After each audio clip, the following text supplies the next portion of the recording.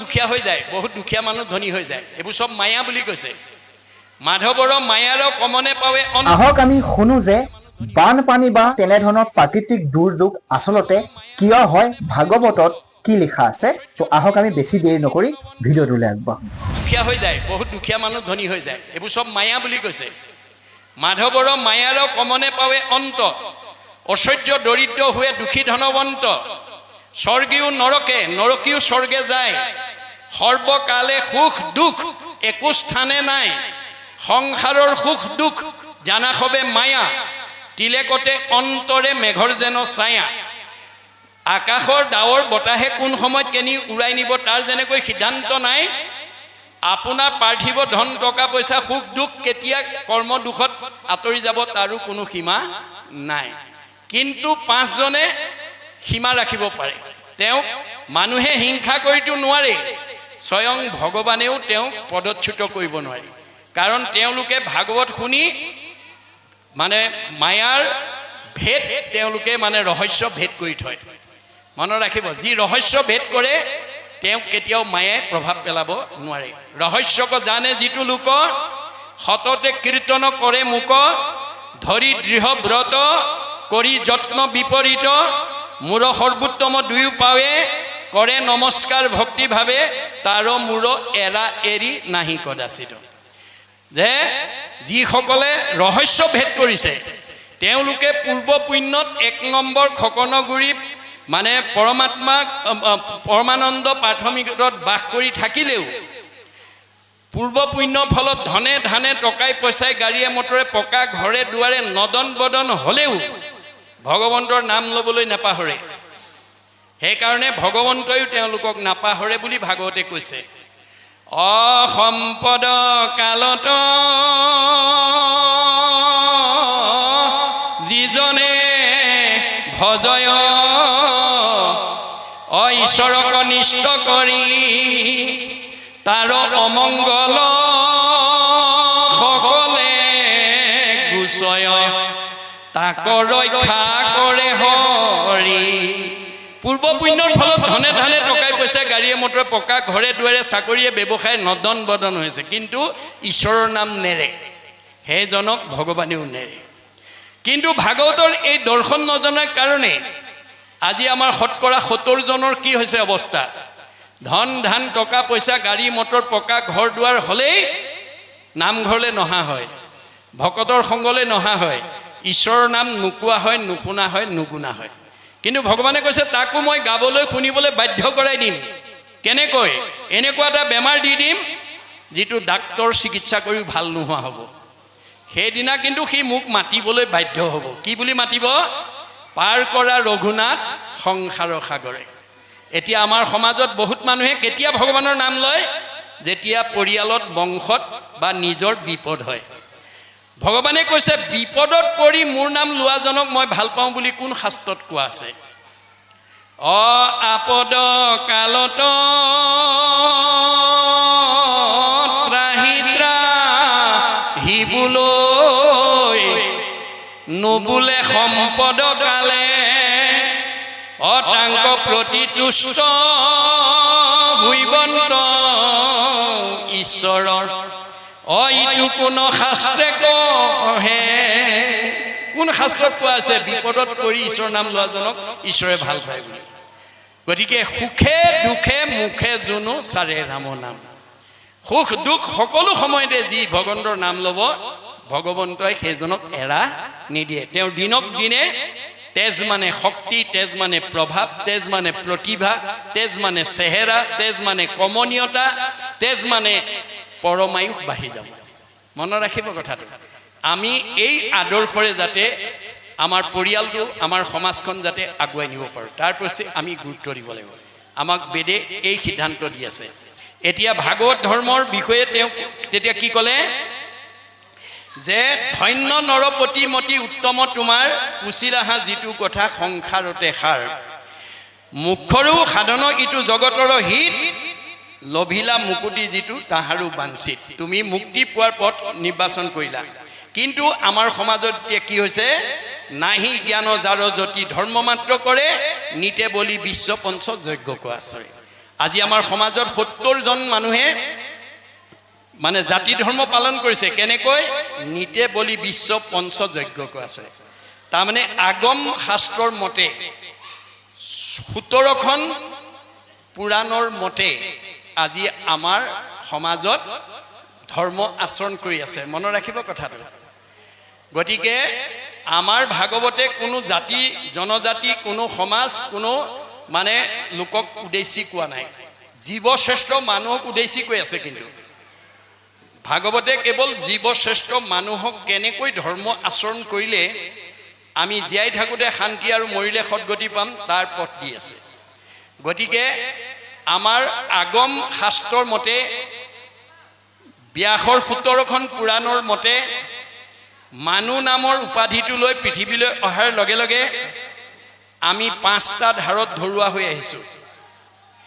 এই 5টা ধাৰ পৰিশোধ কৰিবলৈ আমি নিতে পঞ্চযজ্ঞ কৰিব লাগে বেদৰ আগম মতে মনত ৰাখিবা দেই পুৰাণৰ 17খন পুৰাণৰ মতে ব্যাসে লিখা 17খন পুৰাণৰ মতে আমি মানুহ জন্মলৈ পৃথিৱীলৈ অহাৰ লগে লগে আমাৰ 5টা ধাৰ লাগি আহিছে এই 5টা ধাৰ পৰিশোধ কৰিবৰ কাৰণে আমি নিতে পঞ্চযজ্ঞ কৰিব লাগে কি কি যজ্ঞ ঋষি যজ্ঞং দেৱ যজ্ঞং ভূত যজ্ঞং সৰ্বদা নিযজ্ঞ পিতৃযজ্ঞস্য যথা শক্তি ন হাফৈত এই 5টা যজ্ঞ ঋষি যজ্ঞ বেদাদি পাঠ কৰিব লাগে দেৱ যজ্ঞ হোম দিব লাগে পিতৃযজ্ঞ শ্ৰাদ্ধ দিব লাগে ভূত যজ্ঞ বলি দিব লাগে নিযজ্ঞ অতিথি সেৱা কৰিব লাগে এই 5টা যজ্ঞ আমি যদি নিতে কৰিব পাৰোঁ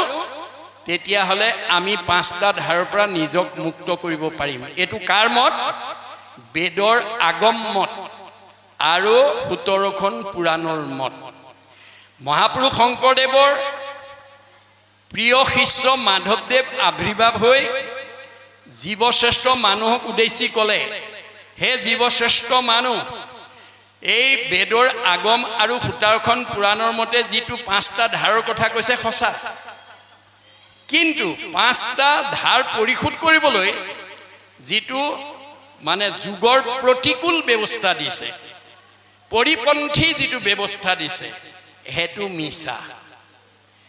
মিছা গতিকে 5টা যজ্ঞ নকৰাকেও তোমালোকে 5টা পাপৰ পৰা ধাৰ মুক্ত হ'ব পাৰিবা কেনেকৈ তেওঁ ভক্তি ৰত্নাৱলীৰ যোগেদি জগতবাসীক দিছে কি বুলি কৈছে অপিতৃভূত পতিদেৱ ঋষি কুৰ্হিদৰ উপজিলে তা সম্ভাৰিণী হুৱে নৰ হুমে দেৱ ঋণ খোজে তৰ্পণে ঋষিৰ বলিদানে ভূত শ্ৰাদ্ধ আদিয়ে পিতৃৰ সমভাৱে কুৰ্হিদ খবৰ খোজে ঋণ এহি মতে ঋণী সদা ভকতি বিহীন আজিৰ দৰে যদি ভকতি নকৰে শ্ৰৱণ কীৰ্তন অৰ্চন বন্দন দাস্য সখিত্য পদসেৱন আত্মনিবেদন স্মৰণ 9টা ভক্তিৰ পথ আছে তাৰ ভিতৰত যদি এটাও আচৰণ নকৰে তেওঁলোকে এই 5টা যজ্ঞ কৰিব লাগিব কায় বাক্য মন কৰি নিশ্চয়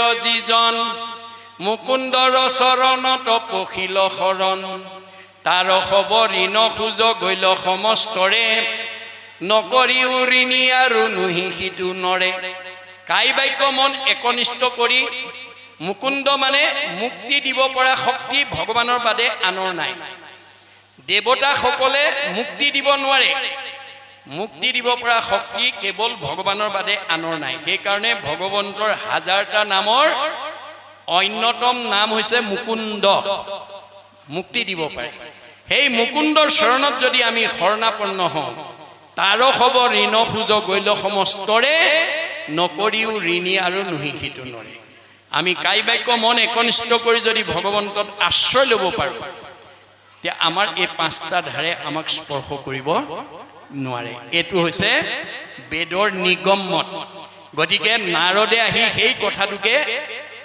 ব্যাসক ক'লে নাৰদ বদতি শুনা মহামুনি ব্যাস তুমি সে কৰিলা সবে জগতকে নাশ তুমি গোটেই জগতক বিপথে পৰিচালিত কৰিলা তোমাক ভগৱানে বিদগ্ধ পণ্ডিত কৰি দিছিল জগতৰ লোকক উদ্ধাৰ কৰিবৰ কাৰণে। তুমি কিন্তু কি কৰিলা? নিৰন্তৰে পশুৰ লোৱাইলা তুমি প্ৰাণ, নাহি মন্দ কৰ্ম আৰু ইহাৰ সমান। তুমি নিৰন্তৰে পশু বলি দিয়াৰ ধৰ্ম আচৰণ শিকালা। গৰিহিত কৰ্মকো কহিলা ধৰ্ম বুলি, তোমাৰ বচনে লোক নাহিল সমূলি। তুমি বেয়া কামো ভাল বুলি ক'লা, সমাজৰ লোকে তোমাক বিদগ্ধ পণ্ডিত কাৰণে তোমাৰ মতটো মানি ল'লে। গতিকে গৰিহিত কৰ্মকো কহিলা ধৰ্ম বুলি, তোমাৰো বচনে লোক নাহিল সমূলি। তোমাৰ কথা মনাৰ কাৰণে মানুহ বিপদ হ'ল। আৰু কি কৰিলা? আকস্মিকে লোকক শিকাইলা হিংসা ধৰ্ম, নুবুজিলা তুমিও বেদৰ তত্ত্ব মৰ্ম। তুমি মানুহক হিংসা ধৰ্ম শিকালা, তুমি বেদৰ তত্ত্ব তুমি 17খন 4 বেদ 14 শাস্ত্ৰ 18 পুৰাণ ৰচনা কৰি বিভাগী ধৰ্ম জ্ঞান দিলা সঁচা, কিন্তু তুমি বেদৰ তত্ত্বই বুজি নাপালা। বেদে কি কৈছিল? যত দেখা ভূত প্ৰাণী সবাহাকে বিষ্ণু মানি, হিংসা এৰি কৰা উপকাৰ। মই চবতে আছো দেই, কুকুৰ চিগাৰিল গদৰ ভৰু আত্মা ৰাম, জানিয়া সবাকো পৰি কৰিবা প্ৰণাম। মই সকলোতে আছো, দেহটোহে কুকুৰ মেকুৰী গাহৰি, আত্মাটো নহয়। কৰ্ম ফলেহে সি কুকুৰ মেকুৰী হৈ আছে। তোমালোকেও যদি ভাগৱতৰ মতৰ কথা নাজানা, মানুহ জন্ম পায়ো কুকুৰৰ জন্ম ল'ব লাগিব। কেনেকৈ? যদি তোমালোকে ঘৰত পৰিয়ালত যদি স্বামী স্ত্ৰীৰ মাজত কাজিয়া কৰি থাকা, শাহু বোৱাৰীৰ মাজত কাজিয়া কৰি থাকা, ককাই ভাইৰ মাজত কাজিয়া কৰি থাকা, সীমা ঘৰীয়াৰ মাজত কাজিয়া কৰি থাকা, তোমালোকক মই জীৱশ্ৰেষ্ঠ মানুহ কৰি পঠাইছিলোঁ মিলা প্ৰীতিয়ে থাকিবৰ কাৰণে, মৰম স্নেহত থাকিবৰ কাৰণে, একতাৰ দোলেৰে বান্ধ খাবৰ কাৰণে। তোমালোকে জ্ঞাতি হিংসা কৰা কুকুৰৰ দৰে কাজিয়া কৰিছা। এইবাৰ একেবাৰে জেগাত দি দিম, যিমান কৰা কৰিবাগে। কাজিয়া কৰা স্বভাৱ আছে যদি আজি ইয়াতে এৰিব। কাজিয়া কৰিব পাৰিব, কিন্তু আপুনি কুকুৰৰ জন্ম ল'ব লাগিব। শাহু বোৱাৰীয়ে কাজিয়া কৰিব পাৰিব, দুইজনী কুকুৰৰ জন্ম ল'ব লাগিব। না ভুক্তং কিয়তে কৰ্ম কল্প কৌটি শ্ৰুতে অপি, অবশ্যম এব ভুক্তইবম কীত কৰ্ম শুভা শুভম। কৰ্ম দুখত আমি আকৌ কুকুৰৰ জন্মও ল'ব লাগিব যদি কাজিয়া কৰি থাকোঁ। এইবোৰ স্বভাৱ আমি এৰিব লাগিব। এয়া হৈছে বেদৰ মত। গতিকে আমাৰ কৰ্ম ফলে আমি জীৱ ধাৰণ কৰিব লাগিব। আৰু জীৱবিলাকৰ পাৰ্থক্য নাই, কৰ্ম দুখত দেহৰহে পাৰ্থক্য। দেহবিলাক কেৱল চিনি পাবৰ কাৰণে সৃষ্টি কৰিছে, দেহবোৰ আত্মা নহয়, নামটো আত্মা নহয়। আমাৰ প্ৰতিটো দেহৰে একোটা নাম দি থৈছে ভগৱানে। দেহটো চাই কওঁ এইটো কুকুৰ, এইটো মেকুৰী, এইটো গাহৰি, এইটো ছাগলী, এইটো বাঘ, এইটো সিংহ। আমাৰ প্ৰত্যেকৰে নাম এটা এটা দি থৈছে। নামটো চাই কওঁ এওঁ যাদৱ, এওঁ মাধৱ, এওঁ কল্পনা, এওঁ মাধৱী। নামটো কিয় দিছে? কেৱল চিনি পাবৰ কাৰণে। দাৰ্শনিক পণ্ডিতে কৈছে a name is a kind of face whereby one is known. নামটো কেৱল চিনি পাবৰ কাৰণে দিছে, নামটো আত্মা নহয়, দেহটো আত্মা নহয়। কিন্তু আজি আমি ভাগৱতৰ এই দৰ্শন নজনা বহুত মানুহে দেহটোকে আত্মা বুলি ভাবে, নামটোকে আত্মা বুলি ভাবে। দেখিবলৈ বগা চগা ধুনীয়া হ'লে বহুতে কোলা ফালে নাচায়, মাতিবলৈ ইচ্ছা নকৰে। সেইটো স্বভাৱ আছে যদি এৰিব দেই। কাৰণ আপুনি 1 নম্বৰ খকনগুৰি আপোনাৰ পৰমানন্দ প্ৰাথমিকত ধুনীয়া এজনী বগা চগা ছোৱালী বা বোৱাৰী, ধুনীয়া এটা ডেকা ল'ৰা বা এজন মতা মানুহ হৈ বাস কৰিবলৈ আপোনাৰ পূৰ্ব জন্মৰ সাধনা আছিলে ভগৱানৰ ওচৰত। এই সাধনাৰ অনুকূলেহে এই জন্মত আপোনাক এজনী ধুনীয়া ছোৱালী বোৱাৰী বা মতা মানুহ বা মাইকী মানুহ বা ডেকা ল'ৰা কৰি পঠিয়াইছে। ভাগৱতৰ দৰ্শন নাজানি দেখিবলৈ ধুনীয়া হ'লে যদি ৰূপক লৈ গৰ্ব কৰে, সুন্দৰক লৈ গৰ্ব কৰে, আপোনাক বান্দৰ কৰিবলৈ ভগৱানৰ বেছি সময় নালাগিব। মনত ৰাখিব কথাটো। চক্ৰবৎ পৰিৱৰ্তনতে দুখানিচ সুখানিচ। আমাৰ সুখ দুখবিলাক কৰ্মফলৰ ওপৰত ভিত্তি কৰি চকৰিৰ দৰে ঘূৰাই থাকে। সুন্দৰকো বান্দৰ কৰি দিব। আপুনি মই দূৰৰ কথা, নাৰদক বান্দৰ কৰি দিছিলে। সুন্দৰক লৈ গৰ্ব কৰাৰ কাৰণে নাৰদৰ দৰে 12 বৈষ্ণৱৰ শ্ৰেষ্ঠ বৈষ্ণৱকো ভগৱানে বান্দৰ কৰি পেলাইছে। আপুনি মইনো কোন? এই কাৰণে আমি বিনাশী ধন সম্পদ শ্ৰী চেহেৰাক লৈ যাতে গৰ্ব কৰিব লগা নহয়। এইবোৰ বিনাশ কৰিবলৈ ভগৱানৰ বেছি সময় নালাগে ভগৱানে এইটোক লৈয়ে আনন্দ কৰি থাকে যিটো আনন্দক বিনোদ বিলাস আনন্দ বুলি কোৱা হৈছে খকনগুৰি গাঁওখন একে গাঁৱে সবকে একে কৰি জন্ম দিব পাৰিলেহেঁতেন কিন্তু গাঁও একেখনতে থাকি কোনোবা সুখ কোনোবা দুখ কোনোবা আনন্দ কোনোবা বিষাদ গণ্ডগোল ক'ত লাগিল মানে সুখৰ বৈষম্য নাই বুলি কৈছে সুখৰ ক্ষেত্ৰত খকনগুৰি বুলি গাঁৱেই নহয় এক নম্বৰ খকনগুৰিয়ে নহয় পৃথিৱীৰ যিমান সুখী মানুহ আছে সব একেই বুলি কৈছে all happy families are alike but unhappy families are unhappy in their own fashion পৃথিৱীৰ যিমান বিলাক দুখী মানুহ আছে সবৰে দুখবোৰ বেলেগ বেলেগ সুখ বিলাক সবৰে একেই মই গোটেই পৃথিৱী বাদ দিলো আজি এখন গাঁৱতে অনুষ্ঠান কৰিছো আপোনালোকৰ গাঁওখনকে উদাহৰণ হিচাপে দাঙি ধৰিব খুজিছো খকনগুৰি গাঁৱৰ কোনোবা দম্পতীয়ে বিয়া পাতিছে সতি সন্তান নাই হেতু দম্পতি হেতু দুখ কাৰবাৰ ল'ৰা আছে ছোৱালী নাই হেতু দম্পতি হেতু দুখ কাৰবাৰ ছোৱালী আছে ল'ৰা নাই হেতু দম্পতি হেতু দুখ কাৰবাৰ স্বামী স্ত্ৰীৰ মাজত মনোমালিন্য হৈ থাকে হেতু পৰিয়ালৰ হেতু দুখ কাৰবাৰ শাহু বোৱাৰীৰ মাজত মনোমালিন্য হৈ থাকে হেতু পৰিয়ালৰ হেতু দুখ কাৰবাৰ ককাই ভাইৰ মাজত মিলা প্ৰীতি নাই হেতু পৰিয়ালৰ হেতু দুখ কাৰবাৰ সব আছে শৰীৰত বেমাৰ আছে হেতু পৰিয়ালৰ হেতু দুখ ইত্যাদি ইত্যাদি দুখ বিলাক বেলেগ বেলেগ ক'ৰ পৰা আহিলে সীমা একেটাই এঘৰ সুখত এঘৰ দুখত ক'ৰ পৰা আহিলে এই ৰহস্য যিদিনালৈকে ভেদ কৰিব নোৱাৰিব সেই দিনালৈকে আমাৰ হিংসা কৰা ভাৱটোৰ পৰা মুক্ত হ'ব নোৱাৰিম গতিকে এইটো যে কৰ্মফলৰ যোগেদি আহি আছে আজি বহুতে সেই কথা উপলব্ধি নকৰাৰ কাৰণে সীমাঘৰীয়া মানুহৰ উন্নতি কৰিলে অলপ পিছুৱাই থকা ঘৰে অন্যায় কৰে বা হিংসা কৰে এই স্বভাৱটো হৈ আছে গতিকে আমি ভগৱানে কৈছে কাক হিংসা কৰিছা সবতে দেখোন ময়ে আছো মুকে হিংসা কৰিবা মুকে দুখ দিবা মুকে আঘাত দিবা মুৰে সীমা ঠেলিবা আকৌ মই তোমাক ভালে ৰাখিব লাগে নহব ভাগৱত শুনি এই স্বভাৱ এৰিবা আত্মা দৃষ্টিৰে চাবা আত্মাৰ বৈষম্যতা নাই আত্মা কেনেকৈ আছে কে খগ্ৰ শতভাগস্য শতাংশ সাদিশাত্মক জীৱ সূক্ষ্ম অৰূপ অয়ং সংখ্যাদিটো হিচিৎকণ আমাৰ দেহত আত্মা কিমান পৰিমাণে আছে এই বুলি কোনোবাই প্ৰশ্ন কৰিলে ঋক বেদক দোহাই দি ক'ব লাগিব চুলিৰ আগেডাল 10,000 ভাগ কৰি এভাগ ল'লে যিমান সূক্ষ্ম অণু হয়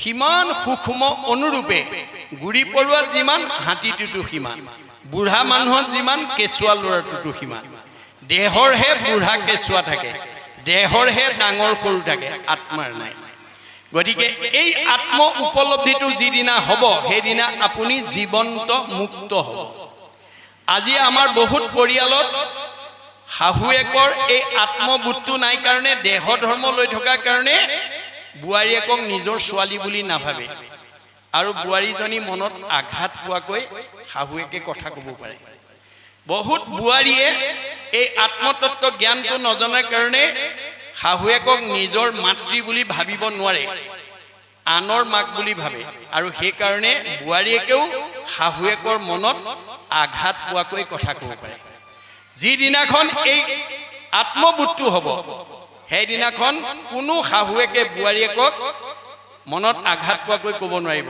তাৰমানে আত্মা দৃষ্টিত নিজৰ ছোৱালী বুলি ভাবিব বুৱাৰীয়েকেও শাহুৱেকক আত্মা দৃষ্টিত নিজৰ মাক বুলি ভাবিব পাৰিব সেইদিনাখন আৰু সেইখন ঘৰত শাহু বোৱাৰীৰ মনোমালিন্যৰ পৰা মুক্ত হৈ যাব এই তত্ত্বটো নজনালৈকে আমি অভ্যাস কৰি থাকিব লাগিব আজিৰ দৰে আমি ঈশ্বৰৰ কথা শুনি অভ্যাস কৰিব লাগিব যেতিয়ালৈকে আমি আত্মবোধ নহ'ব তেতিয়ালৈকে আপুনি দেহবোধতে থাকিব দেহ মানে বিনাশী যে বিনাশী ধৰ্মত যদি আপুনি নিজে ব্ৰতী হৈ থাকে তেতিয়াহ'লে অবিনাশী ঈশ্বৰৰ স্থানলৈ আপুনি যাব নোৱাৰিব আপোনাক আকৌ ঘূৰাই থাকিব চক্ৰবত পুনৰপি জনমম পুনৰপি মৰণম হৈ থাকিব লাগিব গতিকে আপোনাৰ জীৱটো ওপৰলৈ যাবনে তললৈ যাব পাঁচজনে ক'ব পাৰে সন্ত মহন্ত ভক্ত বৈষ্ণৱ সাধু আপুনি গুণগতভাৱে শাস্ত্ৰ শুনি এই পাঁচজনৰ ভিতৰত যদি এজন হ'ব পাৰে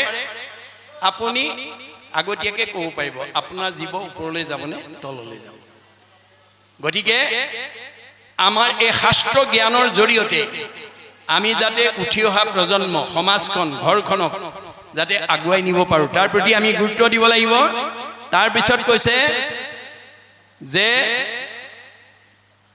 যদিও কোনোবাই নিতে পঞ্চবলি দি যজ্ঞ আচৰণ কৰিছে তাহাৰো শ্ৰোতব্য কথা আছে অসংখ্যাত সেইজনেও কিন্তু শুনিবলগীয়া কথা বহুত আছে হৰি বিমুখৰ হৈ ব্যৰ্থে আয়ুপাত ঈশ্বৰৰ কথা নুশুনাকৈ তপ জপ যাগ যজ্ঞ হোম ব্ৰত কৰি কোনো জীৱ উদ্ধাৰ হ'ব নোৱাৰে গতিকে হিংসা ধৰ্ম কৰি আপুনি স্বৰ্গলৈকে যাব পাৰিব পৰৈ নানা হিংসা ধৰ্ম নানা দেৱ পূজয় পুণ্য ক্ষয় ভৈলে দুনাই নৰকত মজয় আজি তাৰিখত আপুনি হাঁহ পাৰ ছাগলী বলি দি ধৰ্ম আচৰণ কৰিব পাৰিব কিন্তু হেতু পুণ্যৰ দ্বাৰা আপুনি কলৈকে যাব স্বৰ্গলৈকেহে যাব স্বৰ্গত গৈ সেই পুণ্যখিনি ভোগ কৰাৰ পিছত আকৌ নৰকলৈ নামি আহিব লাগিব শংকৰদেৱে কৈছে যিটো ধৰ্ম আচৰণ কৰিলে পুনৰ নৰকলৈ নামি আহিব লাগে হেতু ধৰ্ম মই তোমালোকক দিয়া নাই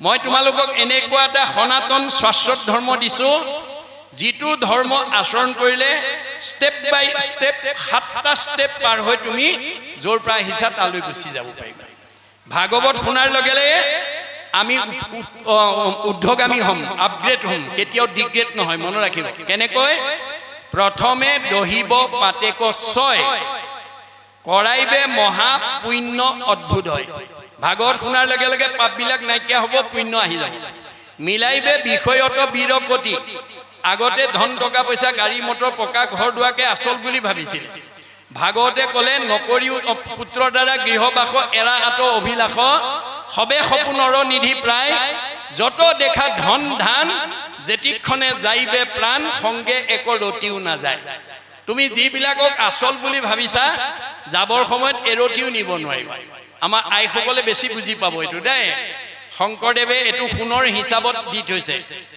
আগৰ দিনত চৰতিয়ে 1 অনা 16 অনাই এভৰি বা এতোলা আমাৰ আইবিলাকৰ কাণে নাকে হাতে কেবাতোলাও পিন্ধি থাকে পিছে যাবৰ সময়ত ইমান দিন পিন্ধি আছিলে দূৰত ইমান দিওঁ বুলি নিদিয়ে সব খুলি ৰাখিব সেইকাৰণে কৈছে যিটো বস্তু যাবৰ সময়ত এৰতিও নিব নোৱাৰা হেতু বস্তুৰ মোহতে নাথাকিবা এই কথা ভাগৱতৰ শুনাৰ লগে লগে সেইবিলাকৰ প্ৰতি বিৰকতি আহিলে মিলাইবে বিষয়ত বিৰকতি কৃষ্ণত খুৱাইবে প্ৰেম ভগতি আকৌ কেনেকৈ ভাগৱত শুনো কালিলৈ কেনেকৈ শুনো পুৰহিলৈ কেনেকৈ শুনো এই প্ৰেম ভাৱটো বাঢ়ি যায় কৃষ্ণত খুৱাইবে প্ৰেম ভগতি উপজাইবে আদি বৈষ্ণৱ জ্ঞান আমি যে সব ঈশ্বৰৰ সন্তান সেইটো আমাৰ উপলব্ধি হ'ব চৈতন্যময় পূৰ্ণানন্দ হৰি থৈবন্ত তেন্তে আৰু আমাক নি পেলাই য'ৰ পৰা আহিছিলোঁ তাত পোৱাই দিব বছ এয়াই হৈছে ভাগৱত ধৰ্মৰ মাহাত্ম্য গতিকে ভাগৱত অকল অসমৰ বা ভাৰতৰ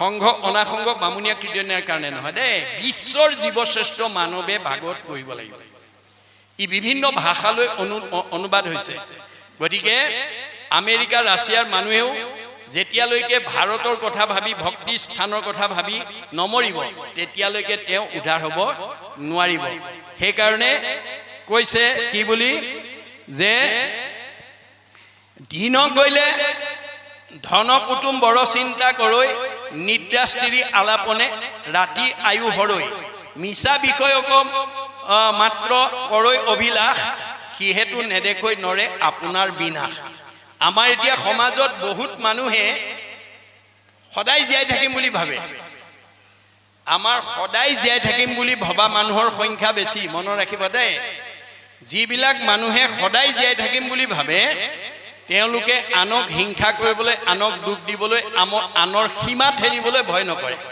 কাৰণ সদায় জীয়াই থাকিম বুলি ভাবে পিছে আনক দুখ দিলে আনক আঘাত দিলে আনক অন্যায় কৰিলে আনৰ সীমা ঠেলিলে যে ভগৱানে তাৰ আয়ুস কাটি দিব সেইটো কথা কি নাজানে সেইকাৰণে ইয়াত কৈছে দিন ভৈলে ধন কুটুম বড় চিন্তা কৰৈ নিদ্ৰা স্ত্ৰী আলাপনে ৰাতি আয়ু হৰৈ এইবিলাকতে আমি ব্যস্ত থাকোঁ। মিছা বিষয় অকল মাত্ৰ কৰৈ অভিলাষ, যিবোৰ আমি লগত নিব নোৱাৰোঁ তাৰ চিন্তাতে ব্যস্ত হৈ থাকে। সিহেতু নেদেখৈ নৰে আপোন বিনাশ। আমি যে সূৰ্য উদয় আৰু অস্ত যোৱাৰ লগে লগে আমি যে এদিন মৃত্যুৰ ফালে আগবাঢ়ি গৈ আছোঁ, এই কথাটো বহুতে উপলব্ধি নকৰে। হেন জানি যাৰ ইচ্ছা মুখ্যক সৰ্বথা। এইকাৰণে কৈছে যিবিলাকে মুখ্যত্ব পাবৰ কাৰণে বিচাৰে, পৰীক্ষিত দেৱে শুনি উপকৃষ্ণ কথা। পৰীক্ষিতক বেছ কৰি লৈছে, আমাক কৈ আছে যে আমি আজিৰ দৰে কৃষ্ণ কথা শুনিব লাগিব। কিমান? এক ক্ষণ 4 মিনিট, 4 মিনিট দেই, বেছি নহয়। 4 মিনিট সময় যাতে আমি ঈশ্বৰৰ কাৰণে দিব পাৰোঁ, তাৰ প্ৰতি আমি সজাগ হ'ব লাগিব। দিবে চিত্ত কৃষ্ণ গুণ নাম কীৰ্তনত, কৃষ্ণ ৰেখে পাদপদ্ম স্মৰিব মনত। সদায় ঈশ্বৰ চিন্তাত যাতে আমি দিনটো আগুৱাই নিব পাৰোঁ, তাৰ প্ৰতি গুৰুত্ব দিব লাগিব। নাৰায়ণ স্মৰণে পৰম মংগল, এহি মানে জীৱনৰ জন্মৰ সামফল।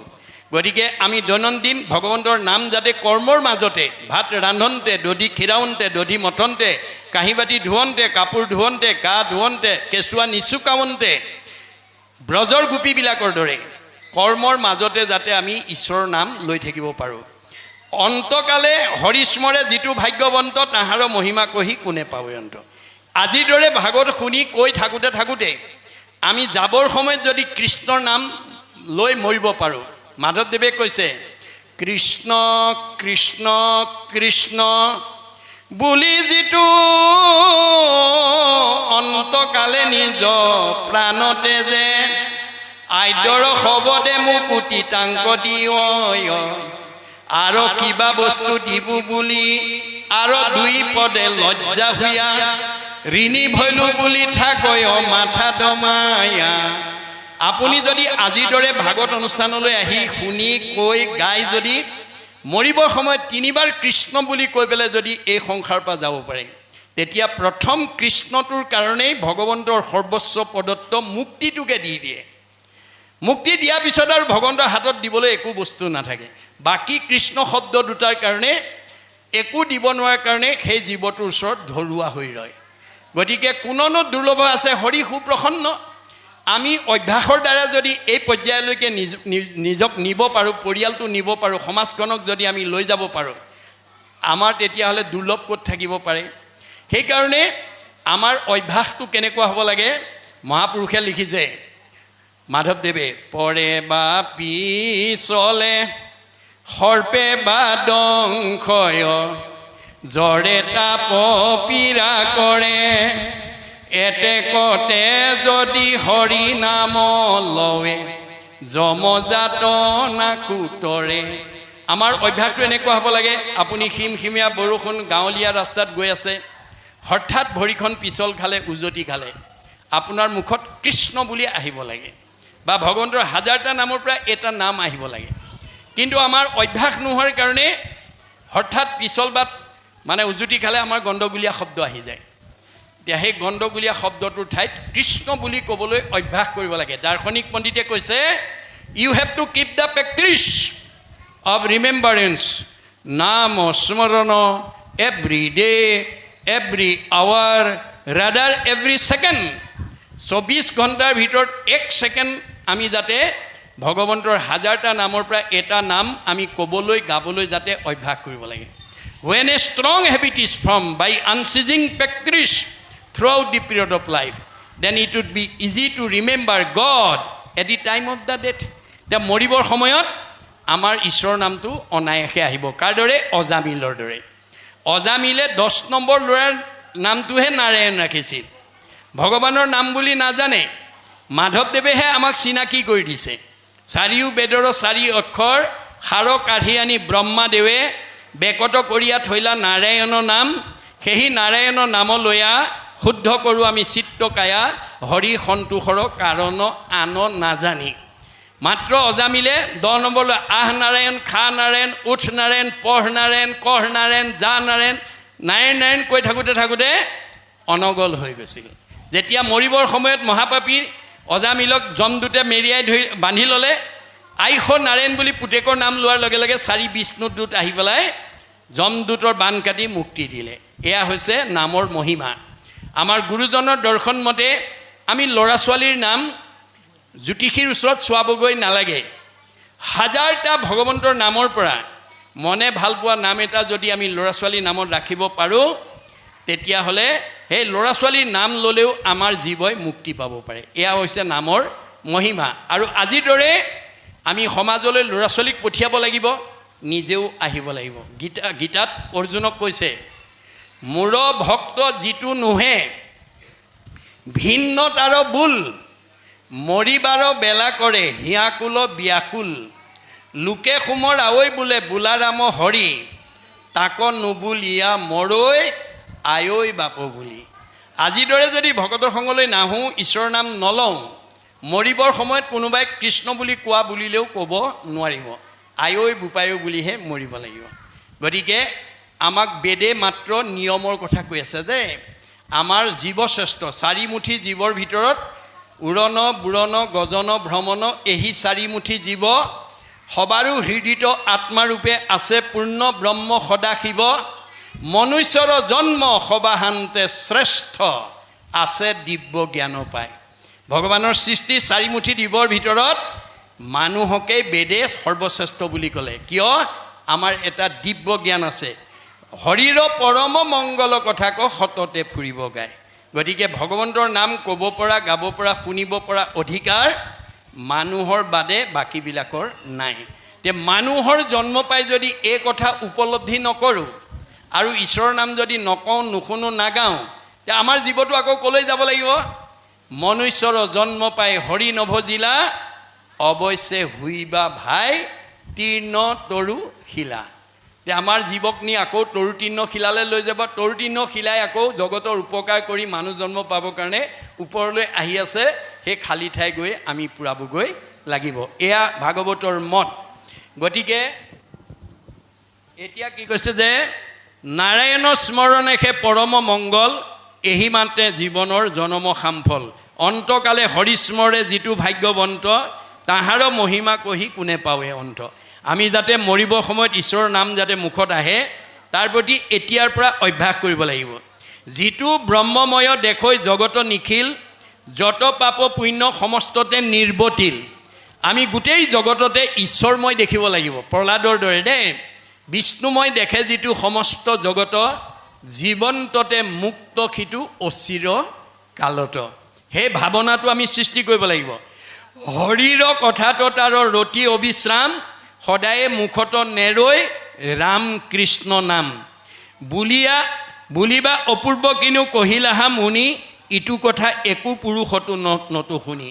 হে পৰীক্ষিত, তুমি যদি ক'ব খোজা এনেকুৱা অপূৰ্ব কথা আগতেতো কাৰো মুখত শুনা নাই, তেতিয়াহ'লে শুনা সাৱধানে আৰু নিৰ্পতি উত্তৰ। ইয়াৰ উত্তৰটো শুনা। ইটো মহাভাগৱত শাস্ত্ৰ বৈকুণ্ঠৰ, যে মই যিখিনি কথা তোমাক কৈছোঁ এইটো বৈকুণ্ঠৰ শাস্ত্ৰ ভাগৱতৰ কথা কৈছোঁ। আজি আমি ইমান সময় বৈকুণ্ঠৰ শাস্ত্ৰ ভাগৱত শুনি আছোঁ। গুৰুজনে কৈছে কৰা পান ফল ইটো, যাৰ আছে ভাগ্য যিটো। আজি ইয়ালৈ অহাবিলাকক ভাগ্যৱান বুলি কৈছে। আৰু কি বুলি কৈছে? ৰস